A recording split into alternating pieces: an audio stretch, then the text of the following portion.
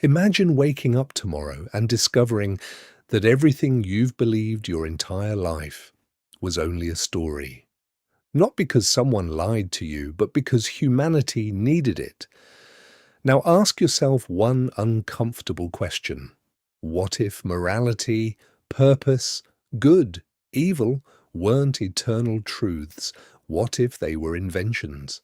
Few philosophers have shaken the foundations of civilization more than Friedrich Nietzsche. His ideas were so radical that even today, more than a century after his death, people still argue over what he really meant. Some call him a genius, others call him dangerous. Some even blame him for the collapse of morality itself. But perhaps almost everyone misunderstood him. Because Nietzsche wasn't trying to destroy humanity, he was asking a terrifying question. What happens when the old answers stop working? He looked around 19th century Europe and noticed something strange. Science was replacing miracles. Reason was replacing faith. People still went to churches, still spoke about God, still repeated ancient beliefs, but deep inside, they no longer truly believed. Then Nietzsche wrote one sentence. That would become one of the most famous in history. God is dead. Those 4 words shocked the world. Many assumed he was celebrating, but he wasn't. He wasn't announcing the death of a divine being. He was announcing the collapse of humanity's greatest source of meaning. His point was simple.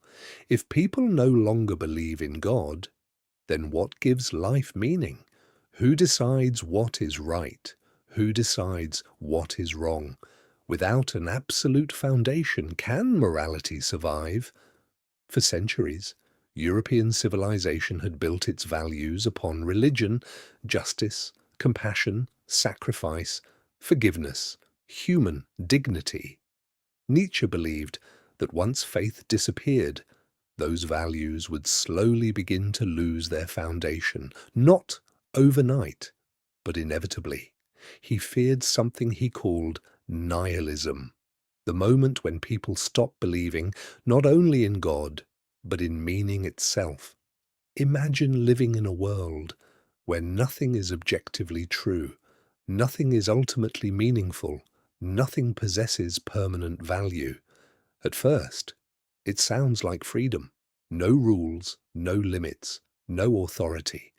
But Nietzsche believed that absolute freedom can become unbearable, because if nothing matters, then why create? Why love? Why suffer? Why continue? This was the real danger. Not atheism, not science, but emptiness, the silent realization that the universe may not care whether you exist. Most people think nihilism leads to despair. Nietzsche agreed, but only at first. He believed destruction could become the beginning of creation. If old values collapse, perhaps humanity must become the creator of new ones, not because they are handed down from heaven, but because life itself demands meaning. This is where one of his most misunderstood ideas appears, the Übermensch, often translated as the Overman or Superman. Popular culture transformed the idea into something completely different. But Nietzsche wasn't describing a biological superior race. He imagined an individual who refuses to live by inherited beliefs. Someone courageous enough to create values instead of merely accepting them. Someone who says yes to life, even when life offers no guarantees, no eternal justice, no final reward, no perfect certainty.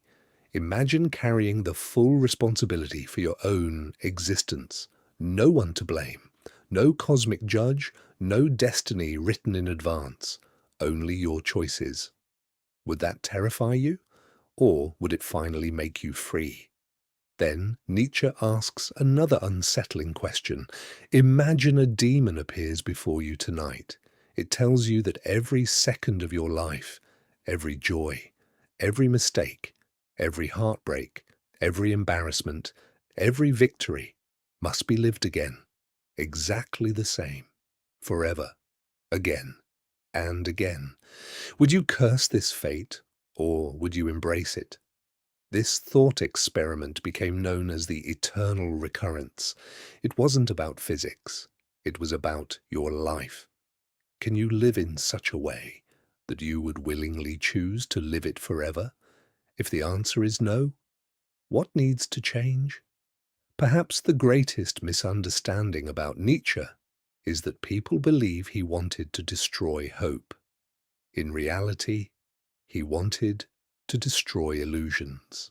He believed comfort often hides truth, and uncomfortable questions are sometimes the only path toward genuine freedom.